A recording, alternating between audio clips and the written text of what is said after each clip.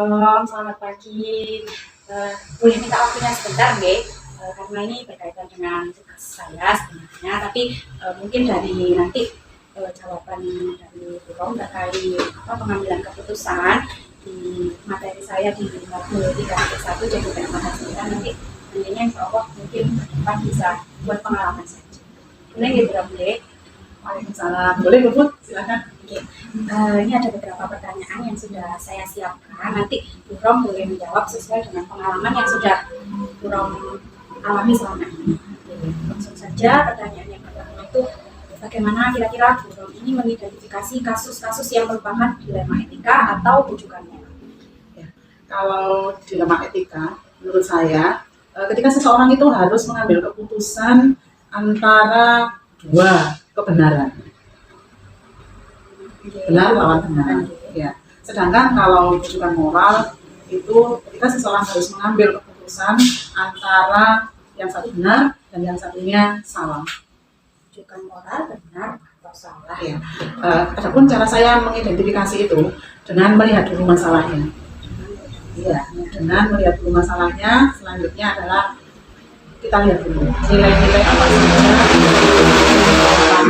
dalam kasus itu, Bu. Jadi dari dua kasus dengan identifikasi mana nilai yang saling bertentangan. Nilai ini kira-kira berkaitan dengan apa, Bu? Bisa dijelaskan? Ya, nilai ini berkaitan dengan nilai-nilai kebajikan moral secara universal. Jadi nilai mana yang dari nilai kedua nilai tentunya mengacunya pada kebajikan universal. Kemudian untuk pertanyaan saya selanjutnya, bagaimana jenengan sendiri itu menjalankan pengambilan keputusan di sekolah, khususnya di sekolah kita, saya Purworejo, terutama untuk kasus-kasus di mana ada dua kepentingan yang sama-sama benar atau sama-sama mengandung nilai kebajikan seperti yang sudah jenengan utarakan tadi. Ya. Kalau di lembaga saya, ketika ada dua kasus yang menyangkut dua nilai kebajikan secara bersama-sama, misalnya ketika seorang guru yang satu sudah izin untuk anaknya sakit masuk rumah sakit, sedangkan yang satu ada tugas untuk sosialisasi atau diklat workshop yang wajib diikuti oleh guru di lembaga kita. Nah, otomatis kan kita harus mempertimbangkan dua-duanya adalah benar. Kelasnya kosong. Nah, itu. Ketika masalah tersebut terjadi, saya tidak pernah menyelesaikan masalah itu sendirian. Setiap ada permasalahan, saya selalu melibatkan seluruh pemangku kepentingan yang ada di sekolah. Ya, berarti Bu Rom ini tidak memutuskan sendiri ya? Ya. Ada diskusi di situ ya, Bu Rom ya. Yang dilakukan dengan biasanya Bu Rom dengan siapa? Yang pertama, ketika saya mengalami kejadian dilema tersebut, saya yang pertama berdiskusi dengan pengawas saya atau atasan saya, Pak Komil misalnya. Nah, ketika ada opsi-opsi dari beliau, ada penyerang-penyerang dari beliau, saya kumpulkan fakta-fakta yang ada di sekolah, lalu kami mengadakan rapat keluarga. Jika dibutuhkan untuk kehadiran murid, maka saya hadirkan perwakilan dari paguyuban masing-masing kelas atau paguyuban kelas tersebut jika masalahnya ada di kelas. Jika membutuhkan kehadiran komite, saya juga akan menghadirkan komite. Tapi yang paling utama adalah rekan sejawat di sekolah.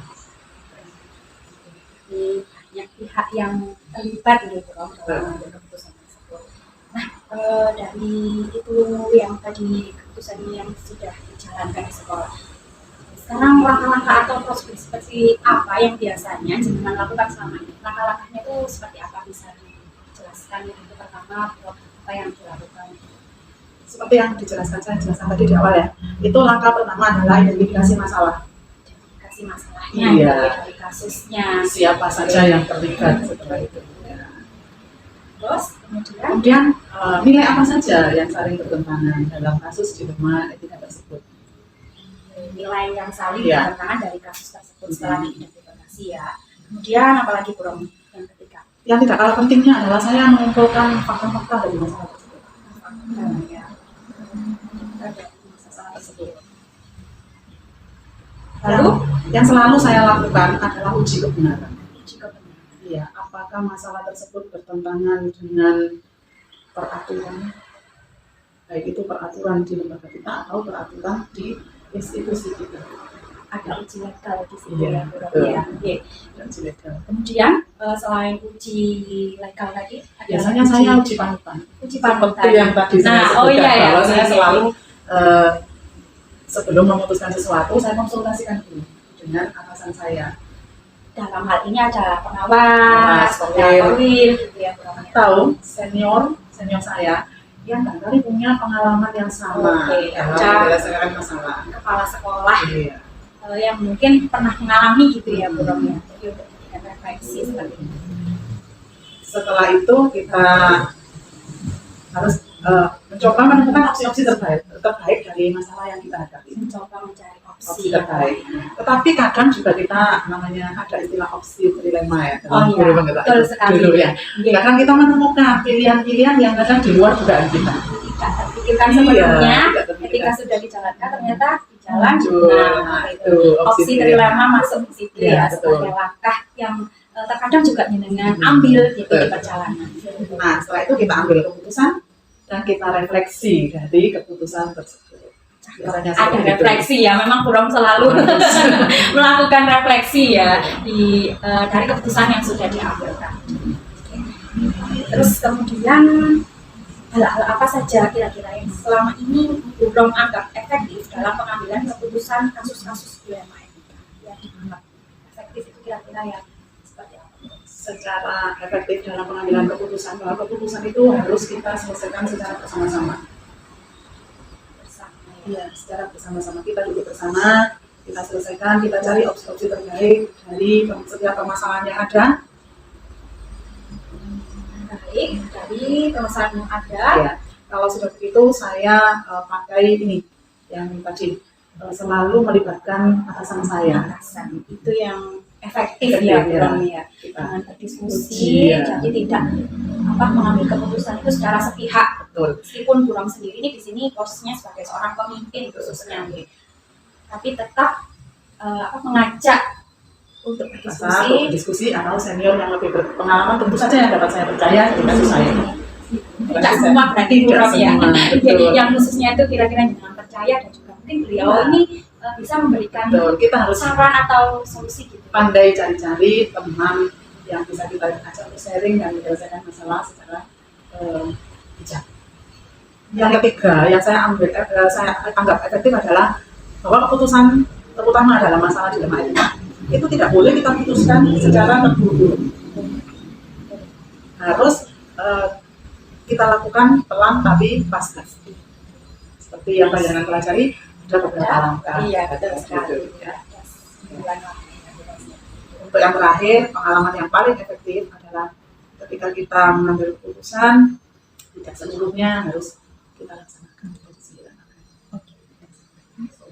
Kemudian hal-hal apa yang selama ini merupakan tantangan ini bagi Burong dalam mengambil keputusan, khususnya dari kasus-kasus yang dilema etika? Dari pengalaman saya selama ini, tantangannya adalah ketika ada dua kasus dilema etika, maka ada salah satu pihak Satu pihak, yang mungkin tidak puas dengan Tidak puas keputusan dengan yang kita ambil. Nah, itu kalau saya, ketika dia tidak puas, maka jalan yang saya ambil adalah dengan duduk bersama, secara komunikasi secara personal dengan orang tersebut, saya usahakan untuk menjelaskan bahwa itu adalah opsi terbaik. Saya berikan pengertian. Semoga dengan pengertian yang saya berikan akan mengurangi rasa tidak puas dari guru tersebut. berarti yang tantangannya itu ada yang tidak puas gitu ya Iya. dengan keputusan yang sudah jenengan ambil. Oke, terus nah ini apakah Burong sendiri memiliki sebuah jadwal tertentu dalam sebuah pengambilan kasus putusan penyelesaian masalah khususnya terkait dilema etika, atau Burong ini langsung menyelesaikan kasus tersebut di tempat, jadi tidak ada jadwal dalam menyelesaikan bentuk prosedur seperti apa yang biasanya jenengan jalankan dalam hal ini? Ketika ada kasus dilema etika, terutama dilema etika, seperti yang saya ungkapkan di depan tadi, bahwa penyelesaian masalah dalam pengambilan keputusan dilema etika itu tidak boleh secara terburu-buru. Maka langkah pertama yang saya lakukan adalah mengumpulkan fakta-fakta dulu, mengidentifikasi masalah, mengumpulkan fakta, terus melihat siapa saja yang terlibat dalam permasalahan itu, Dan itu tidak bisa kita langsung mengambil keputusan, butuh beberapa hari untuk mengidentifikasi tersebut. Ya paling cepat biasanya saya dari permasalahan yang terjadi itu paling cepat adalah 3 hari. Lalu saya ada untuk rapat penyelesaian masalah tersebut. Ya, itu yang tidak kalah pentingnya adalah ketika ada permasalahan yang sekiranya itu masih butuh pemikiran yang lebih panjang, kita ada jadwal, Ya, kita selalu biasanya ya, bersama, ya. kita adakan refleksi, terus kita adakan untuk membahas masalah-masalah yang perlu kita diskusikan bersama dan mengambil keputusan bersama. Jadi memanfaatkan jadwal rapat keluarga, setiap bulan. ya refleksi, evaluasi itu yang biasanya dengan laksanakan ya Bro. Atau juga ada waktu-waktu kita senggang, biasanya anak-anak setiap hari Sabtu, walaupun itu tidak secara formalitas ya, anak-anak ekstrakurikuler kita biasanya sesi Ya, berdiskusi sharing bersama gitu ya, itu terkait. saya manfaatkan Oke. sehingga dua pihak yang bermasalah kadang tidak merasa.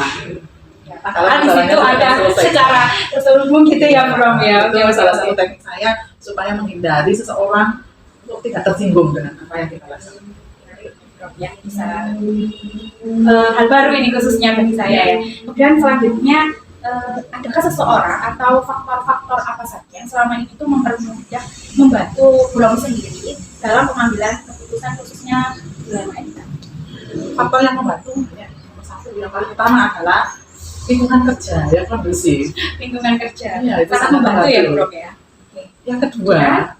komunikasi yang lancar atau yang terjalin antar komunitas sekolah. Komunitas sekolah itu bisa rekan sejawat, seluruh dengan guru dan staf ya, terus wali murid, dan di dalamnya juga ada pembimbing, ada komite sekolah, ada tokoh masyarakat.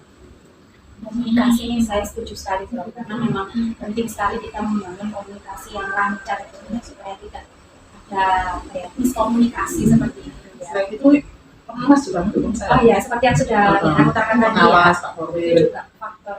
atau teman yang bisa kita percaya, para senior yang bisa kita percaya, yang barangkali punya masalah yang sama dan kita sharing, iya sebagai referensi kita dalam pengambilan keputusan. Terakhir ini Bro, Iya.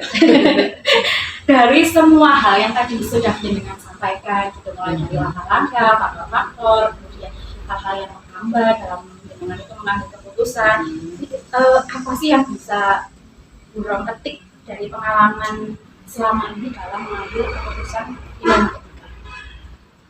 Permasalahan dilema etika dan cara mengambil keputusannya itu tidak bisa kita laksanakan dengan terburu-buru, perlu identifikasi yang matang, perlu refleksi dari semua pihak, terus kita juga harus melibatkan seluruh pemangku kepentingan dalam mengambil keputusan sehingga apa yang kita putuskan adalah menjadi kebaikan bersama yang menyangkut kebajikan universal.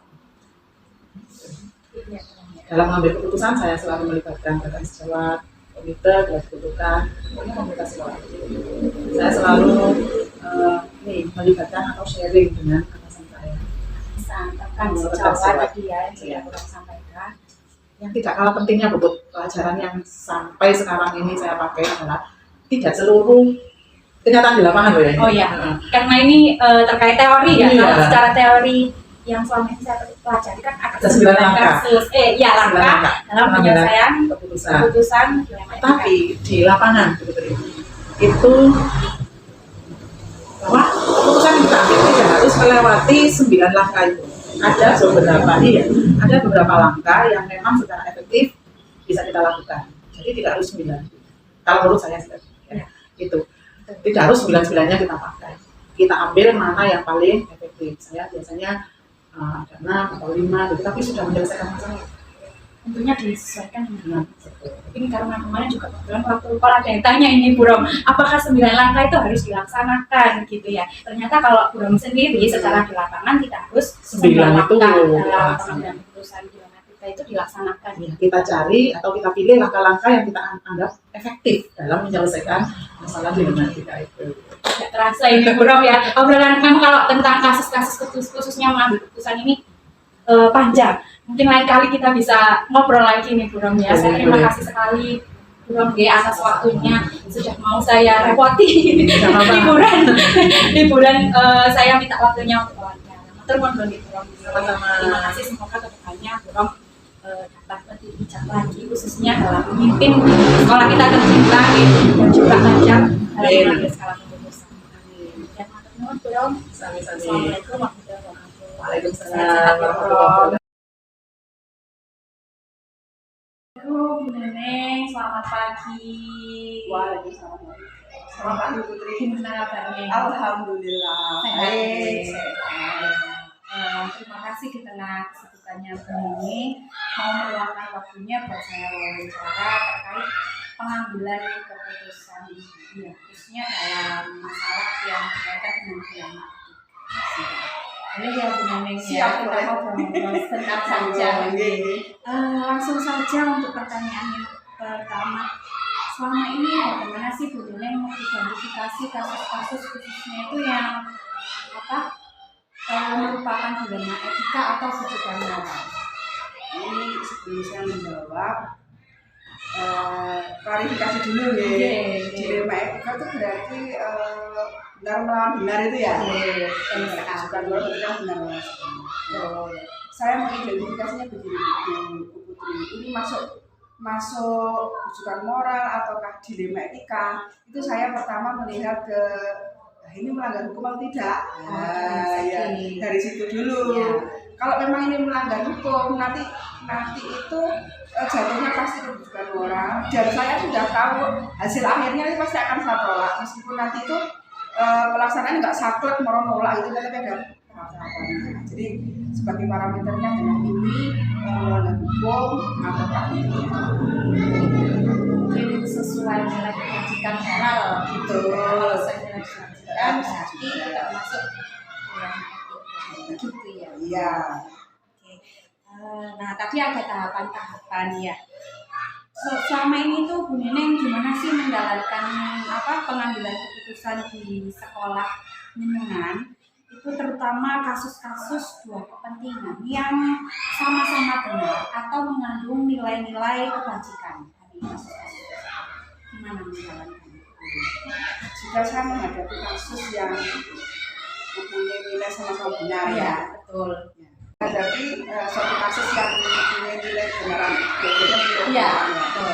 saya akan biasanya saya pasti akan menggunakan ini prinsip-prinsip seperti nilai keadilan untuk orang banyak, untuk kepentingan orang banyak itu yang saya pegang. Dan saya menggunakan tahap-tahap atau langkah-langkah tertentu untuk mengidentifikasikannya. Nah, untuk dua nilai kebenaran yang sama ini, yang paling saya junjung tinggi adalah keadilan. Jadi prinsip keadilan yang saya utamakan dan kepentingan orang banyak yang saya utamakan.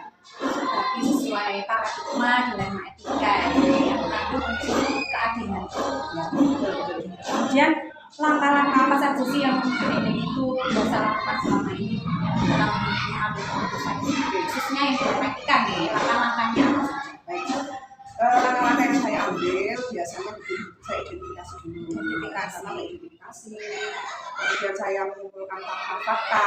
Kalau dilema etika berarti kan bukan tidak, pasti tidak ada hubungan dengan melanggar hukum kan ya. Kan dua-duanya sama-sama benar. Nah itu pertama saya identifikasi. Yang kedua saya mengumpulkan fakta-fakta. Kemudian saya akan mengidentifikasi juga siapa-siapa yang terlibat di dalamnya. Kemudian saya akan menganalisis itu biasanya tidak cukup saya sendiri, Budi, tapi saya akan berdiskusi dengan pihak-pihak terkait, juga dengan orang-orang yang ada hubungannya dengan pihak-pihak tadi itu, seperti itu. Nah, nanti setelah dianalisis, juga saya akan menentukan kira-kira ini merugikan orang banyak nggak kalau saya menentukan nah yang di situ itu namanya ya.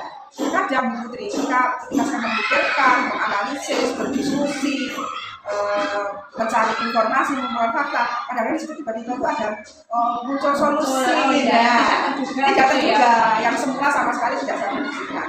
Nah, itu harus diterima ya namanya. Nah, itu biasanya itu akan muncul ketika saya setelah berdiskusi dengan teman, mencari informasi, mengumpulkan fakta, siapa yang terlibat, itu saya analisis sendiri ya.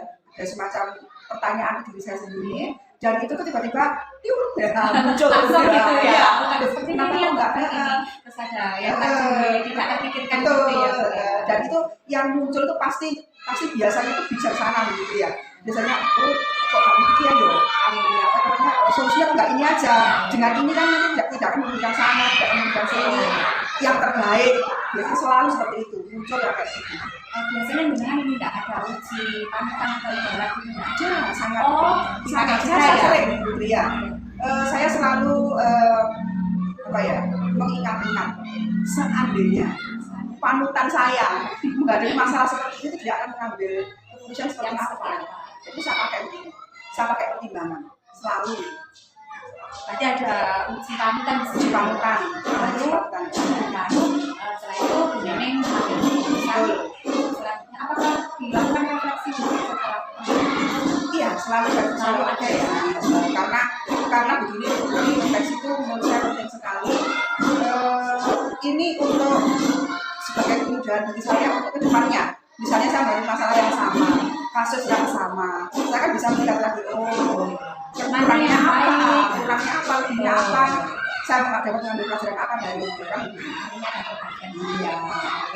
Kemudian apa sih hal-hal yang menjadikan ini amat efektif dalam mengambil kasus-kasus pidana yang selama ini efektif itu ada Yang penyelesaian yang baik. penanganan salah. Kapan efektif ya ini mempertimbangkan itu. Kemudian selalu saya ukur dengan prinsip yang saya anut. Prinsip yang saya anut itu kalau tadi saya sebutkan harus ini keadilan untuk kepentingan orang banyak. Termasuk prinsip kebajikan yang saya pegang, misalnya jujur ya, kemudian tidak menyalahi aturan, itu harus saya pegang. Nah, itu yang paling efektif adalah hanya pada nurani sebenarnya. Misalnya menganalisis dengan nurani. Setelah kita mengumpulkan fakta ya, kemudian kita uji tadi termasuk uji panutan tadi itu, kemudian kita merenung sejenak ya, kemudian akan setelah hati nurani kita menjawab, oh ini yang terbaik. Termasuk betul termasuk positif lagi ya. Kemudian saya orang lagi kalau perlu saya tulis Bu ya, saya tulis tidak lupa iya tidak lupa kalau perlu saya jadwalkan karena malahan langkah-langkah saya apa. Ini untuk kepentingan saya sendiri ya. Terus selanjutnya ini tantangannya sendiri apa pun itu dalam mengambil keputusan pidana etika itu. Baik. Kalau tantangannya begitu yang jelas ini karena suatu kasus yang benar lawan benar. Apapun yang kita hasilkan pasti ada pihak yang merasa aku bener kok nggak dilok kan gitu ya. Nah, jadi pasti anggapan miring ya, anggapan miring dari berbagai pihak kita harus siap menerima. Kontranya harus siap menerima karena ini benar lawan benar. Saya memutuskan A benar, memutuskan B pun benar. Karena itu kan kalau saya memutuskan A, otomatis yang B yang harus diputuskan B ini kan, nah harusnya kan ini. Karena sama-sama benar, ya. Cuma harus mempertimbangkan dari tadi ya. Beda kalau benar lawan salah. Kan kita menentukan, sebenarnya kita pilih yang benar. Pasti banyak orang yang akan membenarkan saya karena membutuhkan saya benar malah sekolah itu. Tapi kalau benar lawan benar itu lebih berat tantangannya. Iya, bukan moral. Kita harus moral ya. Kuat, bukan moral. Harus benar-benar kuat. Alasannya kita itu apa, landasannya apa. Dan benar sadarlah keputusan kita tuh risikonya seperti apa. Kita harus benar-benar siap mental. Kemudian ada jadwal khusus dalam ini menyelesaikan kasus di wilayah etika ini apa? Misalnya langsung ketika ada kasus langsung diselesaikan dulu ataukah membuat jadwal untuk menyelesaikan atau bagaimana? Apakah prosedurnya itu seperti apa biasanya? Baik, terima kasih Bu. Biasanya begini Bu, tergantung berat tidaknya masalah ya. Jadi tergantung ya. kondisional lah ya. Kalau misalnya kasus ini ringan dan mungkin tidak terlalu melibatkan banyak orang, banyak pihak, kemudian kasusnya itu mudah, tidak fleksibel, tidak yang kompleks gitu ya, bisa diidentifikasi dengan satu. Iya. Tapi kalau masalahnya terlalu kompleks dan melibatkan banyak pihak, saya ada tahapan-tahapan. Gitu. Bahkan saya akan menulis di catatan saya tahapannya. Ya, kita tunggu situasi dan kondisi dari masyarakat.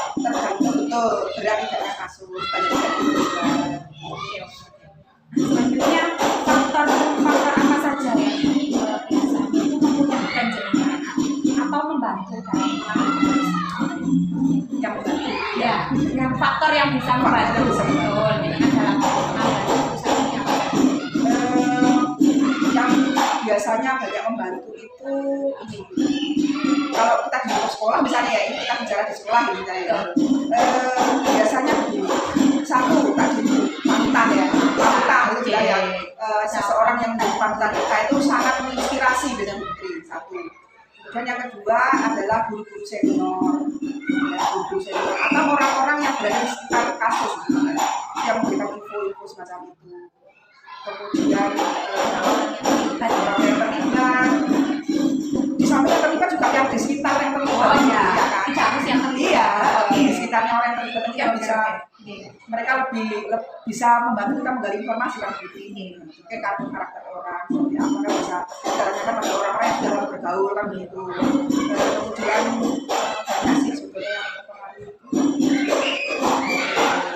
lingkungan sendiri itu pengaruh juga lingkungan betul.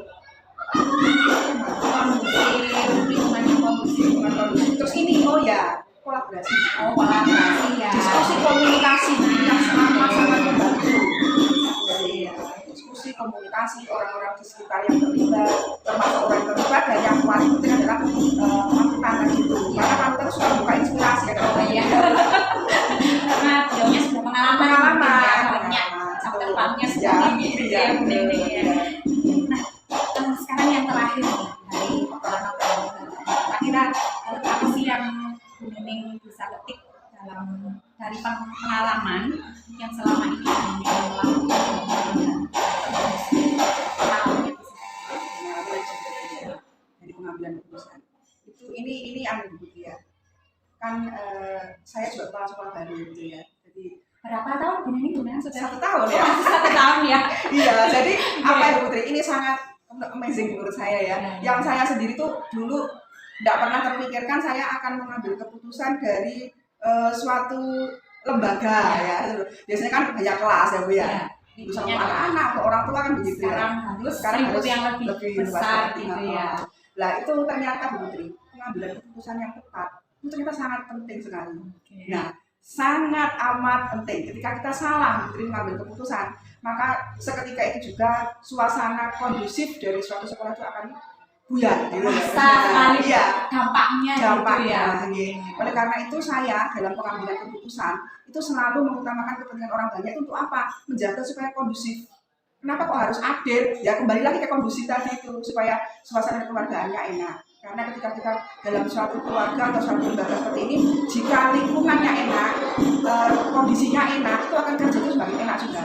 Nah, oleh karena itu sampai 1 tahun ini saya akhirnya menyimpulkan bahwa pengambilan keputusan yang tepat itu sangat penting. Dan pengambilan keputusan yang tepat tidak semudah kita ngomong ngobrol teori. Nah, ternyata uji-ujinya ada uji-uji tahapan-tahapannya seperti itu.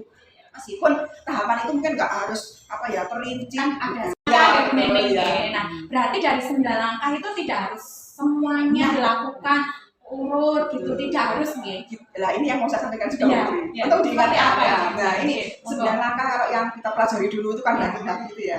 Ternyata dalam kenyataan itu tidak harus runtut gitu Putri ya, sesuai dengan kondisi sesuai dengan kondisi. Kalau memang kita tanpa langkah ternyata kita sudah mendapatkan suatu keputusan yang baik sesuai dengan yang kita inginkan, sesuai dengan prinsip kita, goal yang kita mau sudah terpenuhi ya.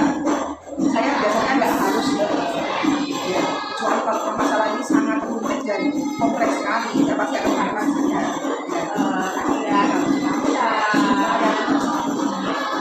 Karena ini masalahnya benar lawan benar.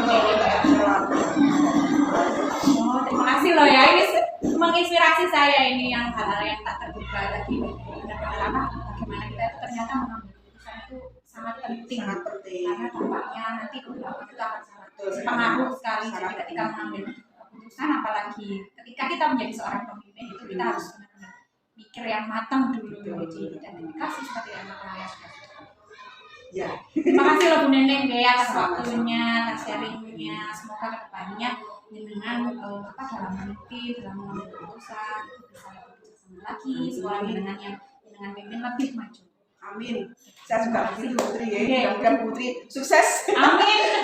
Segera lulus dari guru penggerak dengan membawa segudang ilmu dan segera diterapkan. Ya. Oke. Terima kasih Bu Nenek. Sama-sama. Sehat-sehat ya. Amin. Terima kasih.